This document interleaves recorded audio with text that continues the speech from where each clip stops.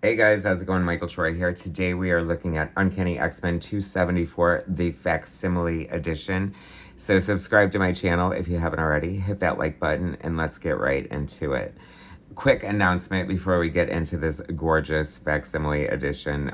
Jim Lee, Chris Claremont, Rogue and Magneto in the Savage Land, Ka-zar, Nick Fury, blowing smoke rings on the cover. Love it.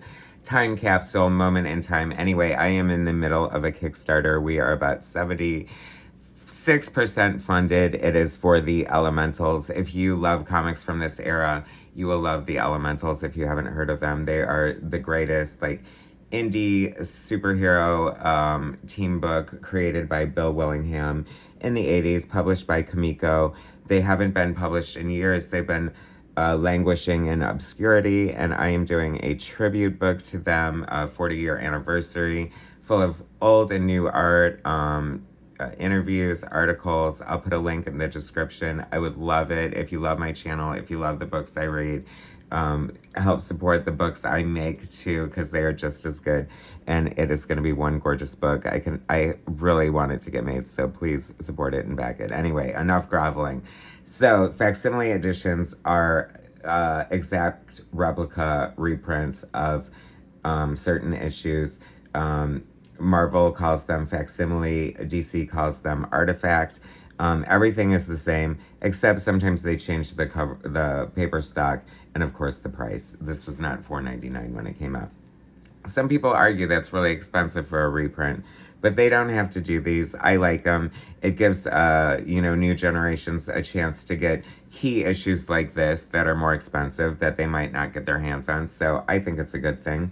I wondered why they were doing this one in particular, and it's because Rogue has like a Rogue in the Savage Land miniseries coming out to fill in the gaps of the time she was there in the Savage Land. So that should be really cool. I mean, everybody kind of loves Rogue in general, and especially like the Savage Land era Rogue, for some reason, holds a special place in people's heart. It's so weird. Like, this is one of the best moments in X-Men history. Jim Lee, Chris Claremont writing, Jim Lee drawing, Scott Williams inking. I almost died when I opened this and saw how many words were on the page. And it is not just the first page. You know, Chris Claremont is known for being very wordy in his scripts. And I recently did a review on the Transformers #1, the old-ish facsimile edition from Marvel from back in the day. And wow, that was completely overwritten. I said it would make Chris Claremont blush. But to prove me wrong, oh my gosh, there are so many words on this page. So unnecessary. I wonder how, like, it's good. It really is good. I mean, Chris Claremont is the man. He is my ex-writer. Bob Harris is editing now, so I feel like turmoil is starting to build in the X office. This is like predating Chris Claremont's departure and Jim Lee taking over. So I'm wondering if Chris is like just leaning hard into this on purpose. I don't know. I wonder how a new X-Men reader feels, like someone who just picked up like the new X-Men, is fairly new to comics. You know, they're used to these newer comics that take like 2 minutes to read, not even long enough, like not even ample enough to read on the can anymore, really. And then, so they're used to those kind of like more cinematic, like less word comics. And then they pick up this facsimile edition with Chris Claremont, and there's like War and Peace is written on each and every page. That's a lot to digest for a new reader. But like I said, this is the best era in X-Men history. Chris Claremont script, Jim Lee plot and pencils, Scott Williams inks, Pat Brousseau letters, Joe Rosas colors, Bob Harris edits, and Tom DeFalco editor-in-chief. Let's talk about the colors for a second. At the time, I thought Joe Rosas was like really cutting edge, and I really liked what he was doing with the colors, but it doesn't age very well. Like, this is just so random, and it doesn't even make sense. It's just so distracting. It's like pulling your eye to the background when it should be pulling you to the foreground, which is arguably just as kind of crazy. Like, I don't know, this is like right before like computer coloring, so I give him credit for sort of like trying to be innovative or whatever, but I don't know, it just looks kind of weird to me. The other thing I noticed that I wonder how this looks, and I'll have to bust out my artist edition of Jim Lee's X-Men, but a lot of the detail looks like it was lost here in the inks, and I feel like that must be like a printing error or something. Gorgeous double page spread. Oh my gosh. Jim Lee's X-Men is like beyond, isn't it? Like, it's so good. Like, he definitely is in the top 5 X-Men artists for sure. I mean, even if you are like waffling on his style, like, you cannot deny the impact that Jim Lee has had on the X-Men and comics in general. You know, he said people to this day are still modeling their art after the Jim Lee style. It's still kind of prevalent. I mean, in a way it's dated, but it's kind of evolved. You know, the man himself has evolved. And it's funny because someone like Jim Lee, who's been in the industry for decades, you know, their art is going to change and evolve over the styles, or style is going to evolve. But it's weird because he has consistently worked with Scott Williams for years. So that is kind of a good way to go to keep your style consistent. And look how gorgeous this is. I mean, it's so funny though because I talk about like all the overwriting and stuff. It should just be this fun like wild savage land adventure, but you have to go through 1, 2, 3, 4, 5, 6 really huge paragraphs of dialogue in one panel on one page. But that said, like I said, I'm not complaining. I love Chris Claremont. He's the man. I will forever. But someone had mentioned that the reread of this is kind of rough, and now I kind of see why. You know, I'm always going to love Chris Claremont. He has this Wolverine Deep Cut series out right now. It's really good. I've been enjoying like his series. He did Gambit, like Extreme X-Men, and like I've just been really enjoying the miniseries that he does. So keep on with that. I think a new one is coming.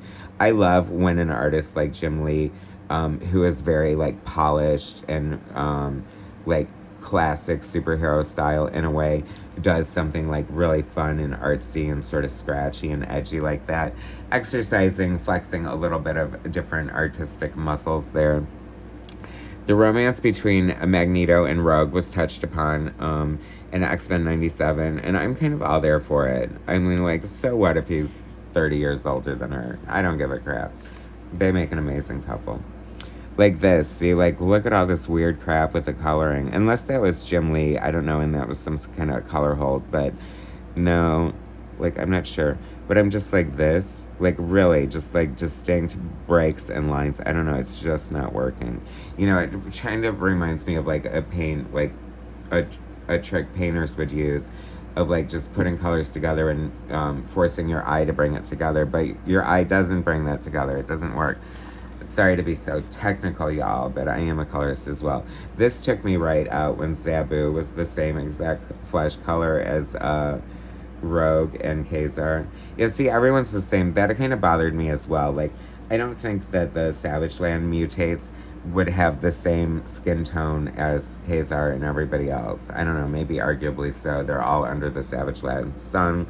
I don't know. The Savage Land's so interesting too, right? Like, I kind of like, there's some like conspiracy theories that lend itself to like the possibility of a real Savage Land. That would be so funny. I said time capsule for a reason when I was talking about the cover, because Nick Fury is smoking. I forgot what year it was. I need to look that up because I reference it a lot in my videos and I never know the year. But they put a ban on smoking in their comic books for obvious reasons. I'm all for it. My mom died of lung cancer.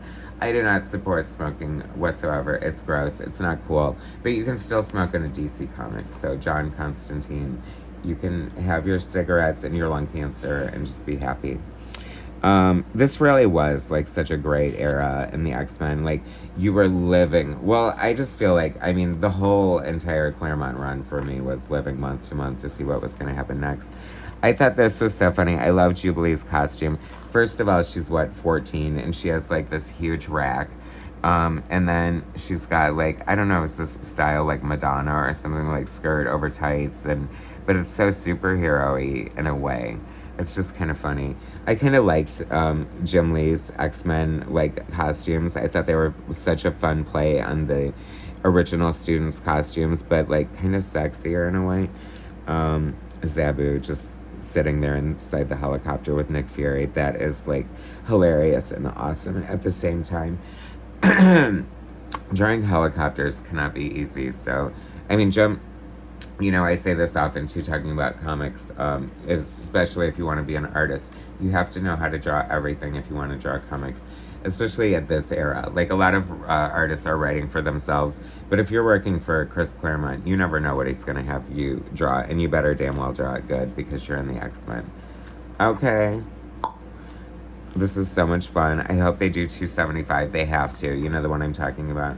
Deathbird. I mean, it was so exciting. I cannot even tell you to like see Jim Lee draw like Deathbird for the first time and all the things that he made so cool during his run in the X-Men.